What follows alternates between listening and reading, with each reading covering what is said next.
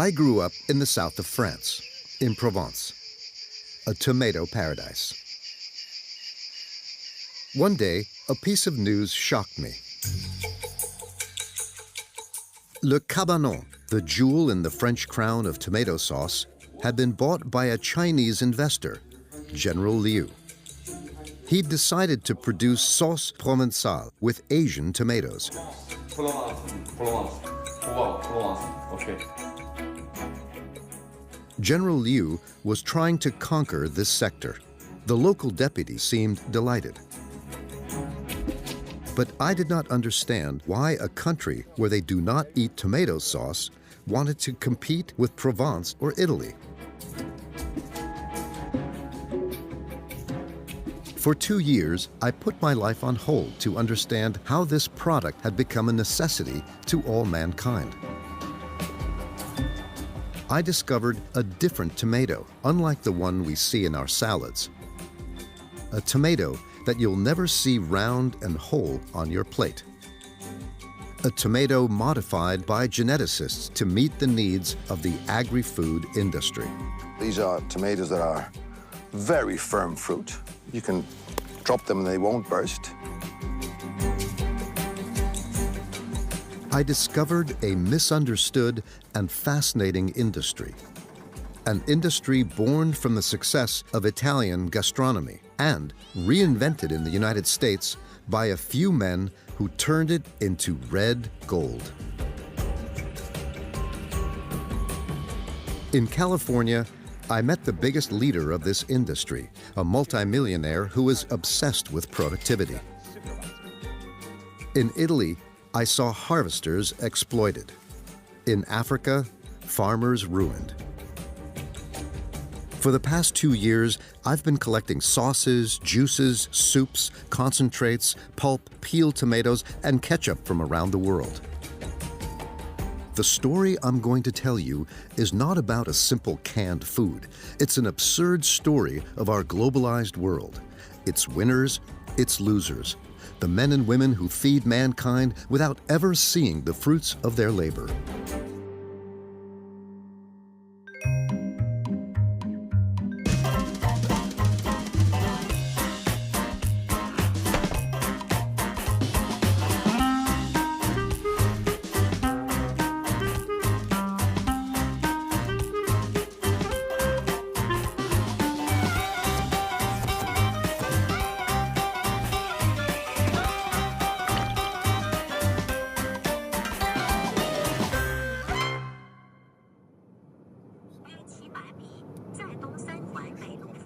To discover how the Chinese produce their tomatoes, I needed to make a very long journey.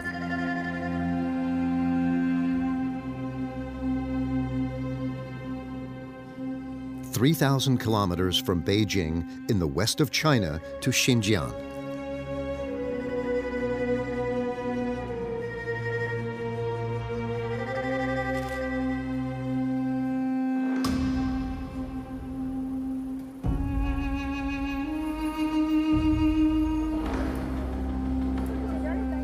Long inaccessible to foreigners and under military control, the region was annexed by China in 1949.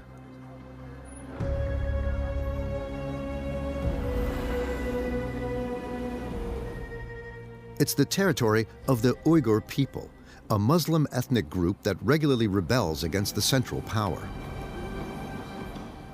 Uyghurs are now a minority in Xinjiang.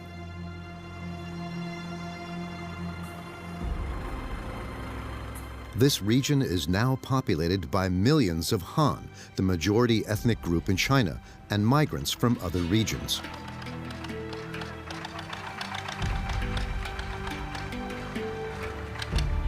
And this is all at the initiative of Beijing.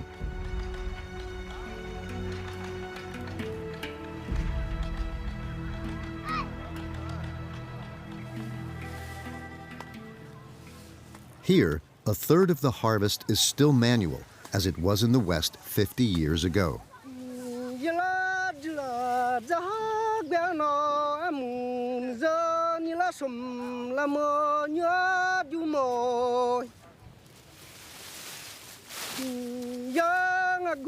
啤酒啊金啊小子不，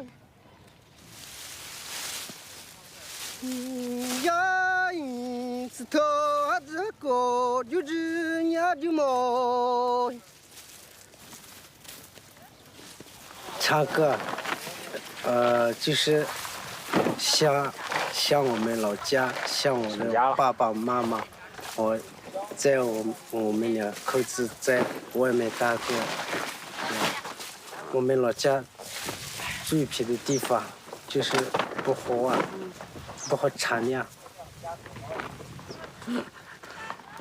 Lamo Jise and his wife come from the distant region of Sichuan, 3,000 kilometers from here. Paid for what they pick, they earn 0.01 euro per kilo. 1.2块2。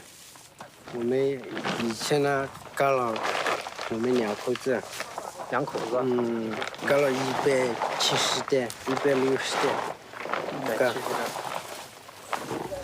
一天平均，我们两口子一天干了，一天嘛400块钱，一天嘛300多，一天嘛200多，几乎是一件肉不一样，两块地不一样。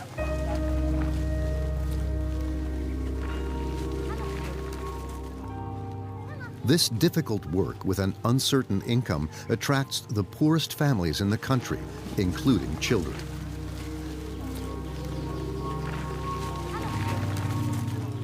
因为他看见有的小孩会帮他爸妈干活。讲我们汉族人来说，这是一种不道德、不规范。在我们汉族人来说哈，我按他那个名字出来，他也得是没办法。有些像他们来的真的是大山里面的，现在中国也不过也在逐步的改变。Minimal labor costs. Destitute families paid for their labor. I understood better why the Chinese tomato was replacing the Provençal tomato, and the Chinese workers replacing those in Europe.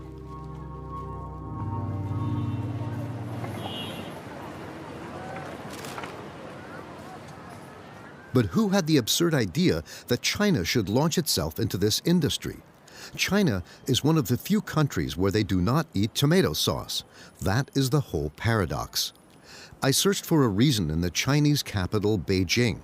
In a neighborhood that is reserved for the rich, I found the main player in the Chinese tomato industry. This is the first time he has agreed to be interviewed in front of a foreign camera.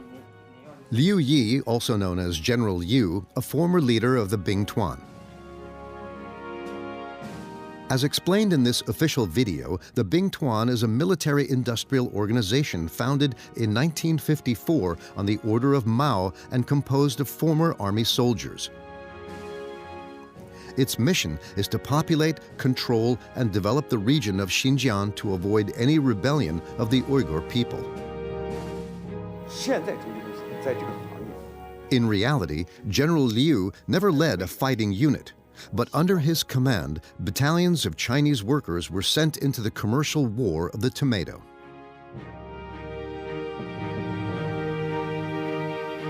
那么中居公司进来以后啊，进入以后，第一个我就感觉到一点啥，就是我在对全世界这番茄行业进行一个调研以后，我就提出一个口号，什么口号呢？就是中国的番茄酱要成为世界番茄酱的一个重要的生产基地。 This is how, in the early 2000s, the Chinese army found itself at the head of a group of tomato sauce, the Chalkis Group, a matter of national pride for the Chinese. 它是一股来自中国西部的红色旋风，它引领着数十万兵团职工走向富裕，它承载着兵团农业产业化跨越式发展的光荣和梦想。红色重机。 向世界展示着。到2000年，中居公司上市，上完市以后呢，就把中居公司就调整战略，全力的主业去发展番茄行业，把其他的一些行业的，比如说房地产呀，比如说家具厂呀，比如说饲料厂呀，包括一些养殖业啊，全部都剥离了，就全心全意的发展这个番茄行业。从2000年开始。Before arriving in China, the tomato went around the world in 5 centuries. Once upon a time, there was a red fruit, round and fragile, known only to the people of South America. Brought back to Europe, it was planted in the garden of the kings of Spain, in the Kingdom of Naples, and even on the banks of the Thames. Its red color fascinated botanists, but it was feared to be toxic. In the 19th century, the Italian industrialists embraced it and put it to good use. But the tomato is still fragile.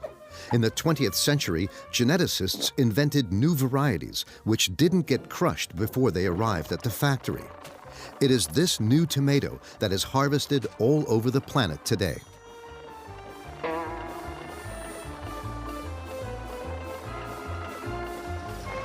From the fields, I followed the tomato trucks to the factories.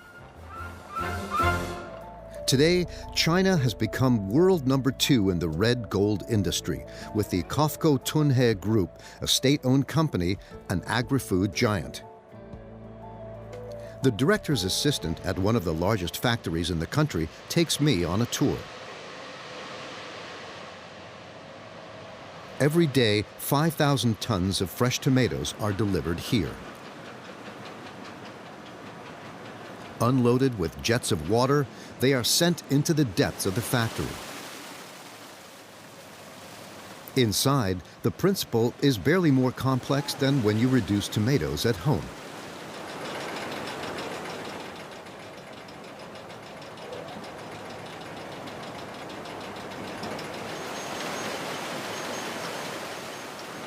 番茄酱的加工呢，相对它是一个物理的过程，它主要是要把里面的皮和籽去掉，得到我们需要的果肉和果汁，通过蒸发浓缩的方式，把里面的水分提取掉。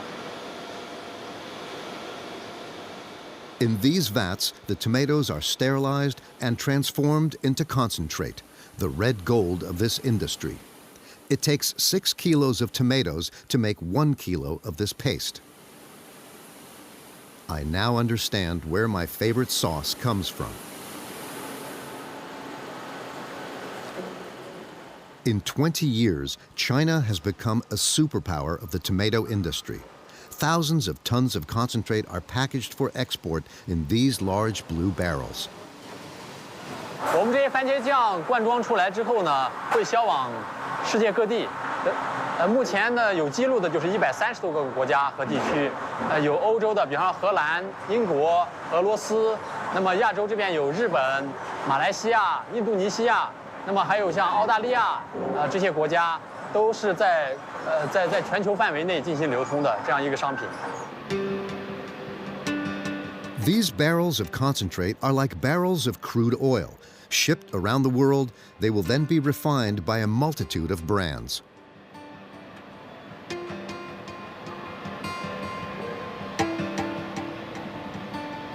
I think ketchup, sauces, a lot of products you consume in Europe already contains the ingredients from this factory, from our fields. We are selling a lot of to UK, to Germany, East Europe for sure. We are trusted by all the international names, Heinz, Unilever, McCormick, Nestle, etc. So all these big names, they buy from us, tomato paste. It's slow. So slow. The biggest buyer of tomatoes in the world. You all know it, it's Heinz. This multinational is the first to have made the tomato a multi-billion-dollar industry. Every year, Heinz sells 650 million bottles of ketchup in more than 140 countries.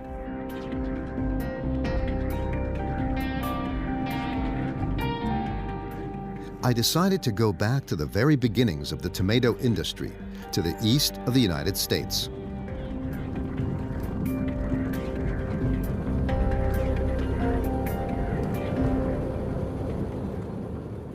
According to legend, it was in this modest 2-story house that the entrepreneur Henry John Heinz laid the foundations of his empire. A touching story of a billionaire who started out with nothing, just how they liked them in the United States. And that's worth a little photo souvenir.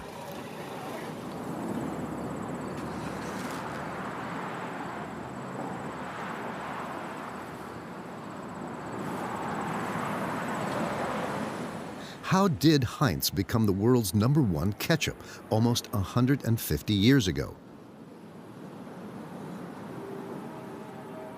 What you're going to discover is not written in history textbooks.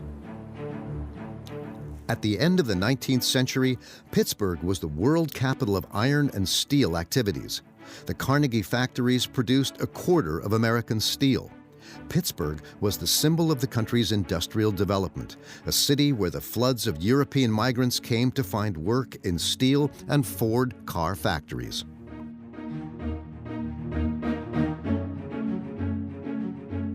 But it was Heinz that revolutionized mass production. The birth of mass production really came out of this area, out of these plants. Heinz clearly was using the assembly line technique before Henry Ford. Henry Ford really, it evolved, but Henry Ford's first really production line was around 1915. Heinz was using assembly line process here in 1890s. They were a little different. Like I said, he used a lot of gravity feed systems to make it automated. He used automated welding for his cans on a line, way ahead of when Ford was welding his cars. So yeah, a lot of his techniques, he was very into technology. Heinz was a pioneer in technology. Contrary to popular belief, the bottle of ketchup preceded the car on the assembly line. Henry John Heinz was the first to make ketchup a consumer product. His slogan, "The world is our field." Of German descent, he sells preserves of horseradish, jam, meat, pickles, condiments, and catsup, the ancestor of ketchup. A Puritan who was obsessed with hygiene, he used clear glass for his bottles, a pledge of transparency and quality. He thus gained the confidence of consumers. Well, Heinz is a capitalist. I mean, he was a pure capitalist. I mean, it was all about money and marketing. Treated his people well, but the end result was he wanted to make money. Heinz ketchup. From the 1950s, ketchup became part of the American way of life. It came to be one of the symbols of a triumphant America, along with Coca-Cola, rock and roll, and American cars.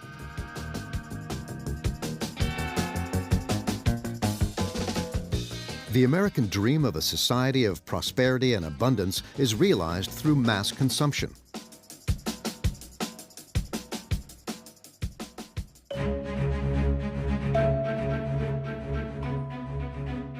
Today, industry provides the bulk of our diet. Agro-business generates an annual global turnover of $4 trillion, a sector that the billionaires covet. In 2013, the Heinz Company was bought out for $23 billion by Warren Buffett, the second richest man in the world. It was the largest takeover in the history of the agri-food industry.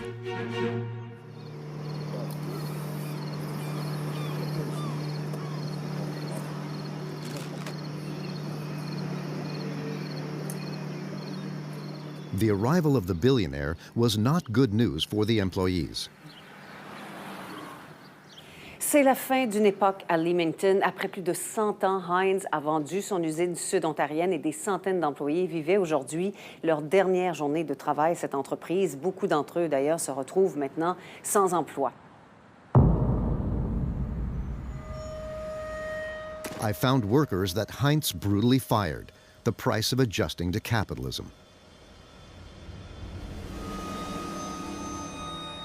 In this city, with a population of 28,000, nearly 1,000 employees lost their jobs when the ketchup giant decided to close its largest plant in North America. A year later, half of them are still unemployed.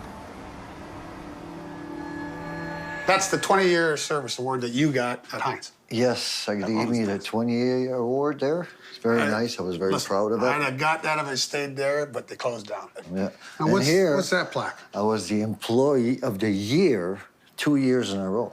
And they gave me that beautiful plaque over there. No, I would have got that if I stayed there. Have you stayed there? You wish you would have got? I would have got that. You beat me out on that one. Well, thank you. But that's a nice accomplishment. Well, thank you. In Leamington, no one expected a man whose fortune is estimated at $73 billion to close the factory. A couple of things I've always heard was Heinz will never close down. People eat, people need food. And there'll never be a tornado here. 2010, there was a tornado. In 2014, Heinz closed down. So it just goes to show you that never say never, because things happen like that. I understand that they can say all they want. Like, you know, they can say, well, it wasn't competitive enough. We wasted too much space. It was this, it was that. What it comes down to is it costs them money, and they don't want to pay a decent wage. They want to pay third country or third world wage. And it doesn't matter if you give up, you know, cut your wage in half or do this or do that, they're going to close it. So anything that they come up with that the union could go back and say, well, here's the money saver right here. Too bad, we're going to close it. The plant produced 100% Canadian tomato juice and ketchup. It may be surprising, but in southern Canada, the climate is ideal for growing tomatoes. This culture even maintained around 40 local producers. Since 1909, the Canadian tomato capital has grown to the rhythm of Heinz. The families of the city provided labor for 4 generations.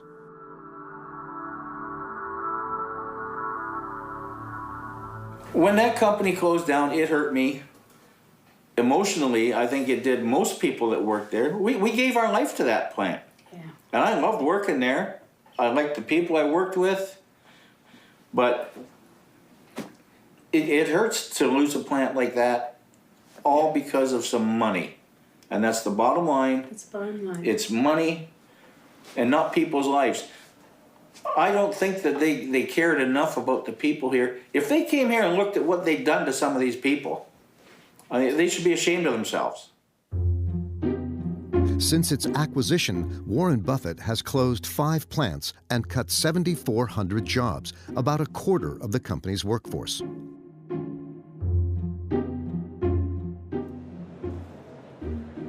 If factories are closing all over the world, many more are opening in China.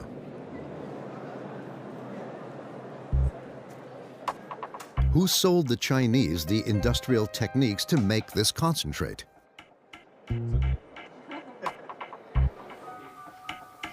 I asked General Yu. 好，关掉了，没事。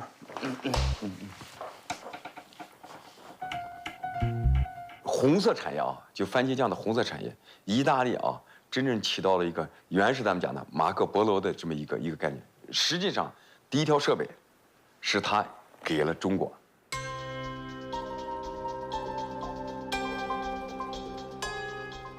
The Marco Polo of the tomato industry is Armando Gandolfi. In Parma, the Gandolfi family have been tomato merchants in the industry for 3 generations. Armando is the world's largest trader in tomato concentrate. Abbiamo iniziato a lavorare in Cina perché abbiamo visto un'opportunità. Il mio primo viaggio in Cina è stato molto interessante perché ovviamente ho conosciuto una Cina sostanzialmente ed enormemente differente rispetto a quella di oggi. Gente ancora vestita con il, come si chiamavano, i vestiti di Mao Zedong, insomma, è presente. Pochissime macchine, tutti in bicicletta, insomma, era ancora uno spaccato di una Cina antica. C'era questa sensazione di essere un pochino dei pionieri, no? 是意大利帕尔马地区的设备商们过来帮着中国开始种植，种植完了以后怎么加工、技术的传递，包括培训，都是意大利人干的啊，别不干。 Dozens of factories paid for by the Chinese with a barter system. Io ti do le macchine per fare la produzione Tu fai la produzione e quando hai fatto la produzione me la dai perché io la possa vendere e prendermi i soldi delle macchine che ti ho dato. Questo era un sistema usato in passato e so che è stato usato.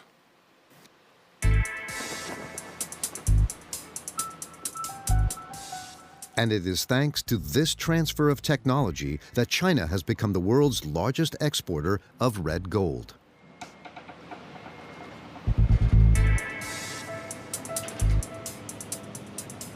In these barrels, nearly 1 million tons of concentrate leave the port of Tianjin each year. The main destination takes a crossing of several weeks to Italy.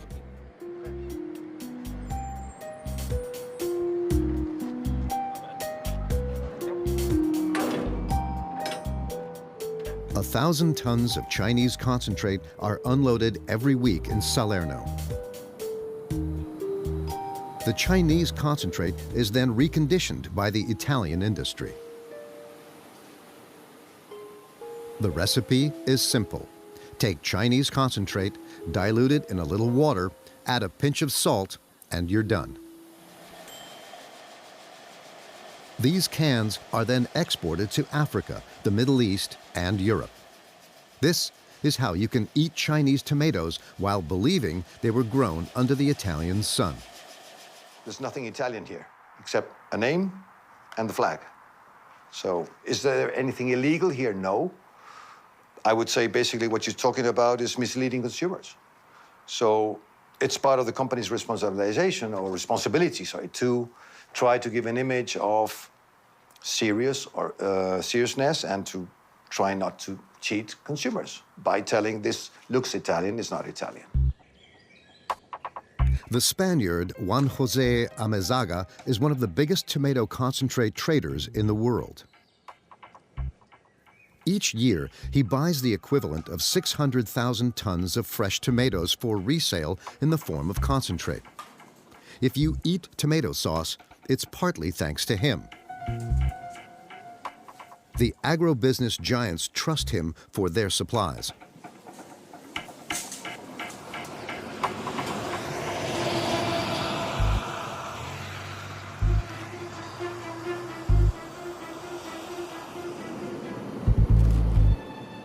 In the tomato industry, a trader does not just stay in the trading rooms. Juan José Amezaga travels the planet to select the most beautiful harvests. If the Italians are supplied by China, he prefers California. Today, tomato is a red gold, today. California has been growing tomatoes for many, many years and growing steadily the acreage as consumption increased. And they have, good technology. They've got the highest yields in the world as a country, as a region. And it's always it's always good to know what's going on here. Here I am in the heart of the largest tomato field in the world. It reaches further than the eye can see. This is like a tomato version of Silicon Valley. California produces a third of all the tomato sauce consumed in the world. In these fields, none of the fruit is picked by hand. Machines are used for the entire harvest. Yet, up until the 1960s, large landowners relied on Mexican manual workers known as braceros. 200,000 of them handled the harvest of tomatoes each summer for 30 cents an hour.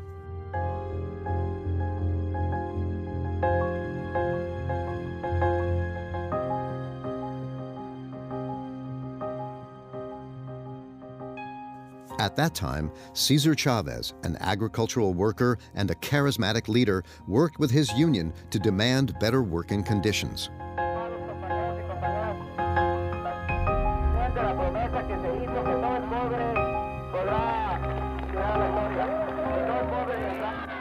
For 40 years, Cesar Chavez fought for more social justice in the California fields. He organized strikes and demonstrations which were harshly repressed. His rallying cry, "Si se puede," was echoed by Barack Obama during his 2008 campaign with his famous, "Yes, we can." Cesar Chavez passed away in 1993. He was considered an icon of American civil rights. His former private secretary, Mark Grossman, told me this story. I think of some words that Cesar Chavez spoke in the late 1970s when he said, "Capital and labor together produce the fruit of the land, but what really counts is labor. The human beings who sacrificed their youth, numbed their spirits, and tortured their bodies to produce the greatest agricultural wealth the world has ever known. And yet, these same men, women, and children too often do not have enough food to feed themselves." He called that one of the tragic ironies of our time. In 1964, Cesar Chavez succeeded in persuading the government to end the Bracero program. Landowners could no longer exploit this cheap labor force. Rather than raising wages, the owners decided to mechanize the harvest to increase their profits.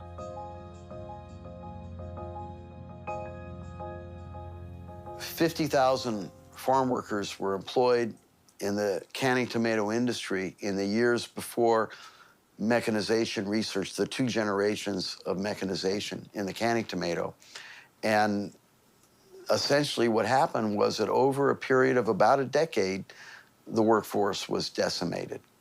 And those people lost their jobs and lost their livelihoods. It was a sudden and dramatic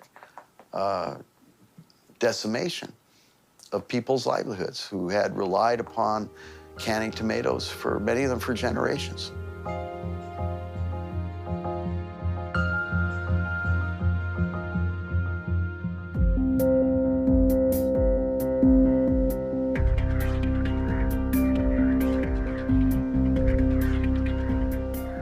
Here is one of the industrialists who prefers machines to workers, Chris Rufer. This Steve Jobs of the tomato industry is the boss of Morning Star, the world #1 in the industry. It alone produces almost as much as China. This entrepreneur methodically applies his libertarian ideas, a mixture of anarchism and ultra-liberalism. Here, every movement is timed, starting with those hundreds of trucks. Each day, they offload 20,000 tons of fresh tomatoes.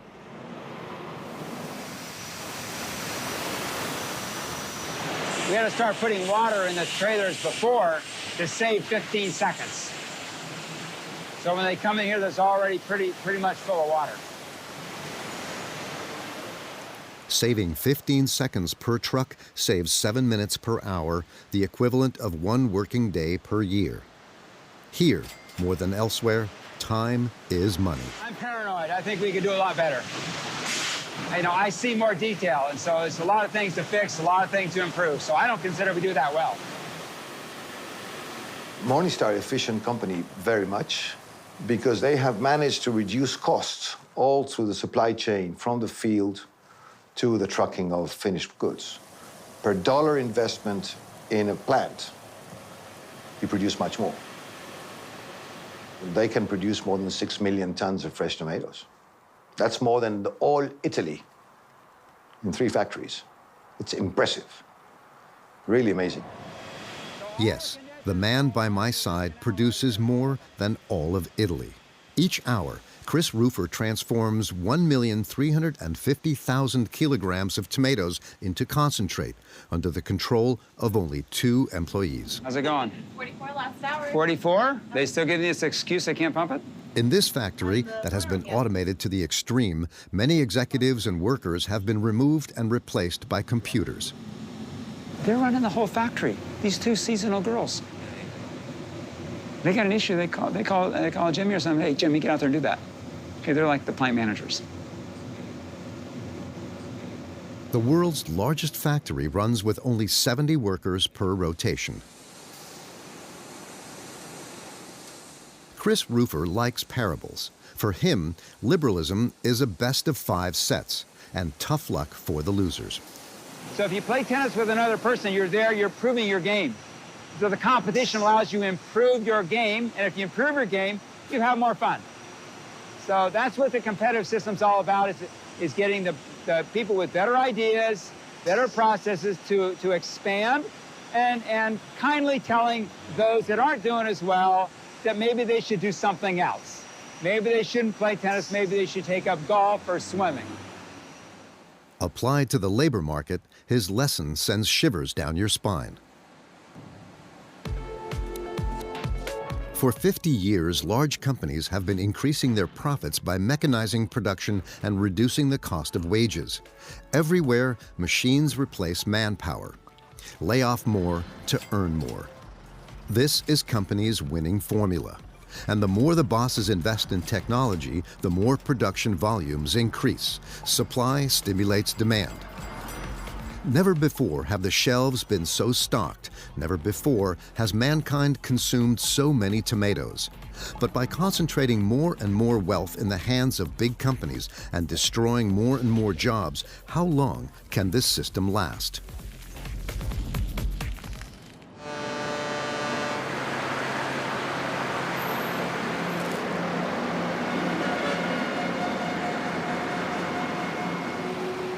Today, 3 great powers of the tomato industry are in fierce competition: the United States, Italy, and China. In the war of red gold, there are no rules. Even the least ethical moves are permitted. This is what I discovered here at Jin2D, one of the biggest Chinese exporters of tomato-based products.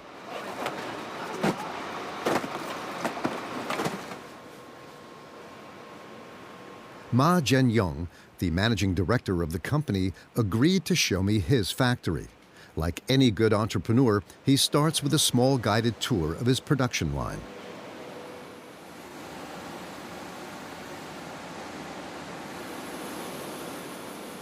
Until now, everything seems normal.1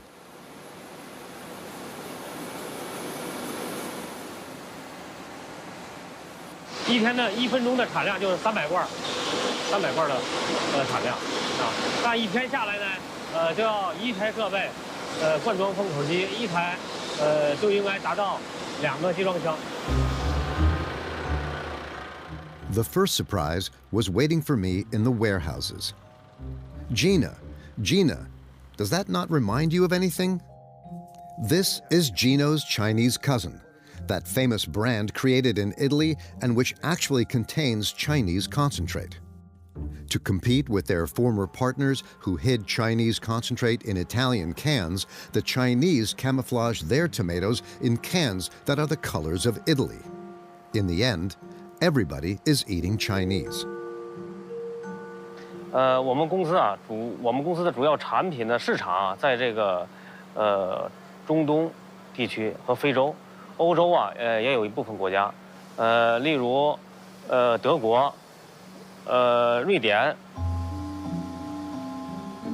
The factory has a secret weapon in this trade war against Italy that the director forgot to show me: a miracle ingredient.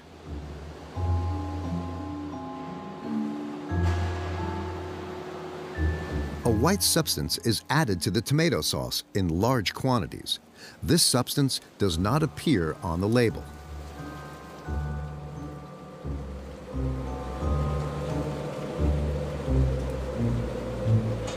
你看，他想问，比如咱造1吨的酱里边，1吨的番茄酱，然后里边要用多少钱的水，要用多少钱的糖，还有什么盐什么的。这都不能说。No， 这是我们的配方的事儿。No， we can't。对。No。Can you ask why？ 他说为什么不能说那些东西？我可以，不是不能说。而是就是说，我们这些添加剂都是合理合法的啊。这是我们全有备案，在中国商检全有备案的，商检局我们全有备案，我们添加什么都有备案的。 This powder is soybean fiber, a thickener. 可以，你可以说我们生产的时候，比如说我们80%的原料酱是大桶酱，20%大豆纤维淀粉加一块儿，还有我们麦芽糖是占20%，这个原酱呢占80%。这个配方不是固定的，你知道吗？我知道。那你明白这意思？没事，我说您不方便说的话，你就不说，没关系。对。因为他在问，我就只是翻译出来，因为我不知道哪个。现在就是说，你就是说，我加这些辅料最好是别说。According to my information, some boxes of Chinese concentrate contain up to 55% additives. It's a method of lowering manufacturing costs since these additives are cheaper than tomatoes. In reality, the reason they can cut their products with soy is because of an agreement with their distributors. The entire production and distribution chain is complicit in this fraud. Only the consumer is fooled, which is what the trader Juan Jose Amezaga condemns. And one thing I must say is that these people are declaring that to the buyer. They're telling the buyer that we're going to put so much of this and this and this. And this is the price. If we don't put this, this is the price. So it's normally a higher price when it's pure tomato paste. Then they add fiber, 20% fiber, 3% color, whatever. Add it, it's another price. So the buyer knows it. He's aware of. It doesn't appear on the label, but the buyer knows it. Distributing companies that buy thousands of tons of Chinese paste in cans under their own brand in the distributor's brand in Africa know that the product will have these things, and it's not declared. Let's go back to China. In 20 years, it has gone from a tiny player to a giant of the tomato industry. Initially, the Chinese didn't care at all about tomato sauce. But with their legendary charm, the Italians exchanged factories for 5 years of tomato concentrate. Mamma mia, che bella pomodoro cinese tomato. What a beautiful Chinese tomato. A bargain for Italy that turned Chinese production into a sauce that was made in Italy without anybody noticing. But since then, the Chinese decided to take on the Italians with sauces made in China. The battlefield for this duel of red gold? Africa, where they consume the most concentrate per capita.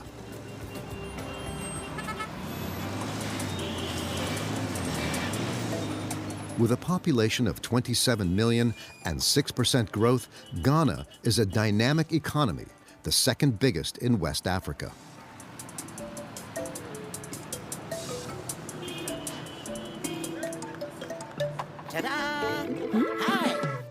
Don't worry, Mama. Tasty Tom will... Globalization is changing eating habits. Absolutely delicious.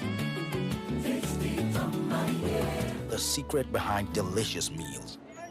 In this part of Africa, in terms of vegetables, the tomato is king. It accounts for 1/3 of vegetable expenditure. But the local tomato market is collapsing in favor of sauces from China and Italy.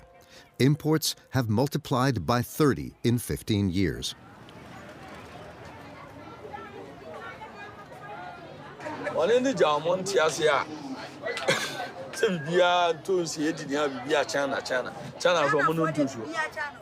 The conquerors of this new market?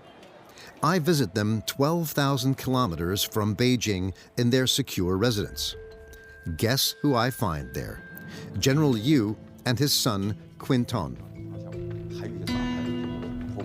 The general has been there for 2 months because he sniffed out a good opportunity.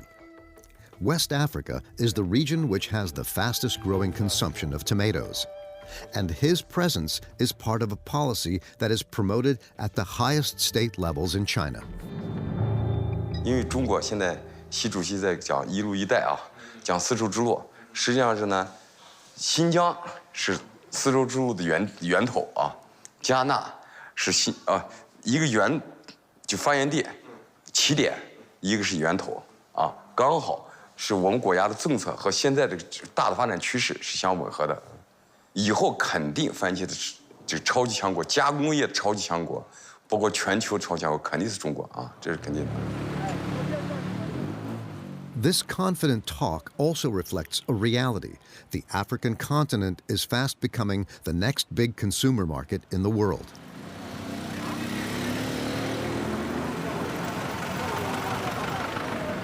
In this market that you saw, there's hundreds of shops that sells tomato paste here. And the brands, there are 50 brands at least in the market.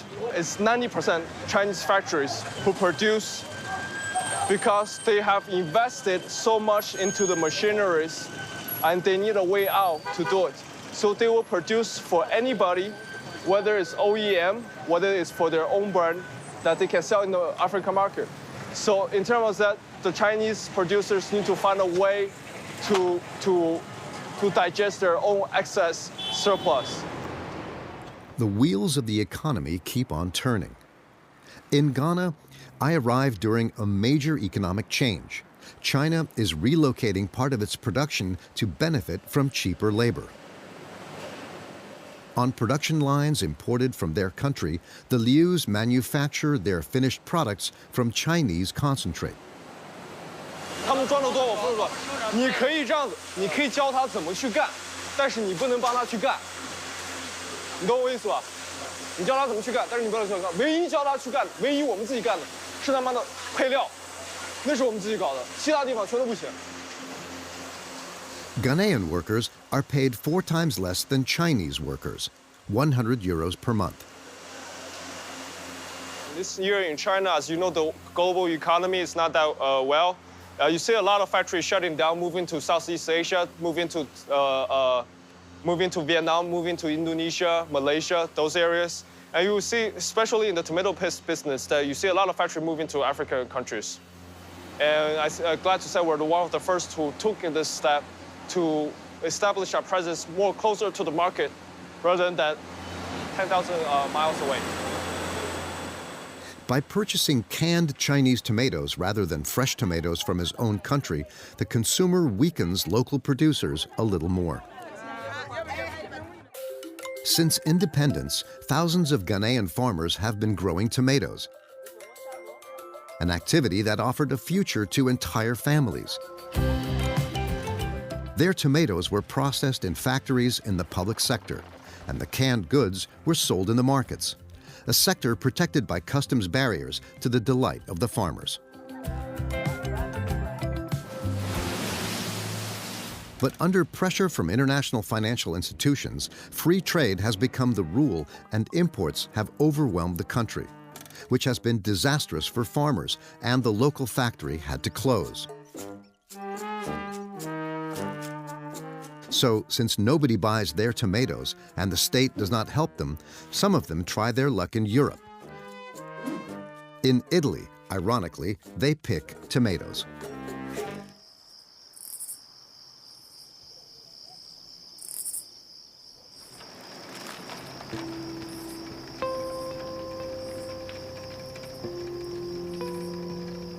As early as 5 o'clock in the morning, hundreds of men head for the fields.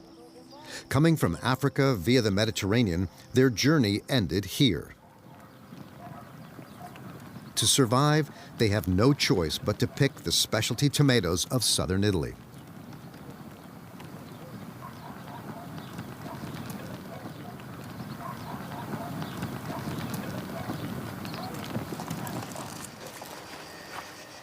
In 2011, Musa Siliman and Mohammed Suleiman traveled 3,500 kilometers in search of a better life than the one they had in Sudan. For several years, they've been living in hardship. Sono partito di Libia come gli altri migranti che sono sbarcato prima volta in Sicilia. Ho trovato un problema sempre del lavoro, solo facciamo quel lavoro sotto il padrone, sotto il datore di lavoro, quella senza legalità, senza contratto, sempre lavoro nero. In Puglia, 30,000 migrants work on the harvest on hundreds of plots that are too small to be done mechanically.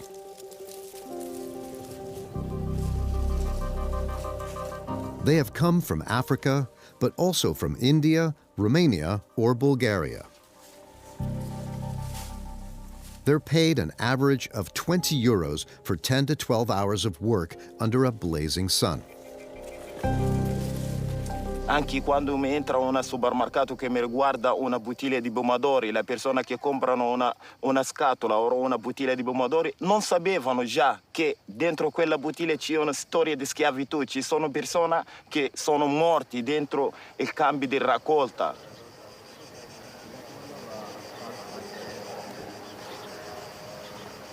E la cosa più terribile è che io ho vissuto un ragazzo del mio paese, si chiama Muhammad, era morto mentre stava raccogliendo il pomodoro a fianco a me. A fianco a me una persona che sta raccogliendo il pomodoro e ci sono gradi 40, senza acqua, molto sforzo. Appena urlano, gridano ragazzi, uno è caduto a terra, appena mi ha alzato la testa a me ho visto Muhammad caduto a terra. Appena che ho vicinato a lui ho ascoltato gli altri che dicono lui è già morto, non possiamo fare un altro.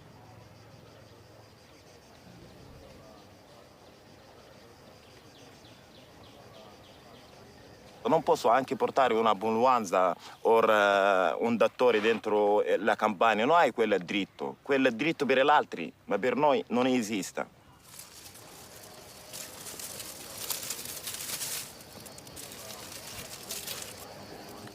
E l'oro rosso diventa un incubo per noi, perché ci sono i padroni che affittano sulla sangue degli altri.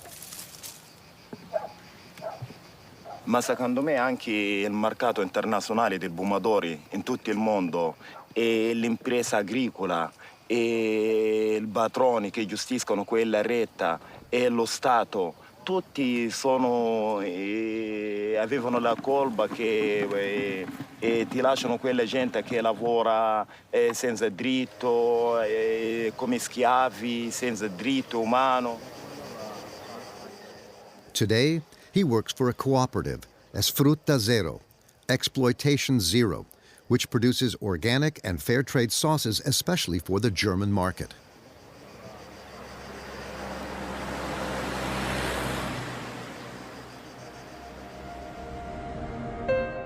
Tomato sauce will never taste the same for me again. It has the bitter taste of economic forces that concentrate profits in the pockets of a few.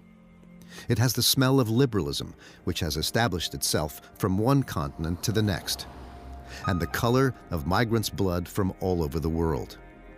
Every year, world demand grows by 3%, and it will grow even faster when the Chinese start to eat tomato sauce. This prospect pleases the visionary General Liu.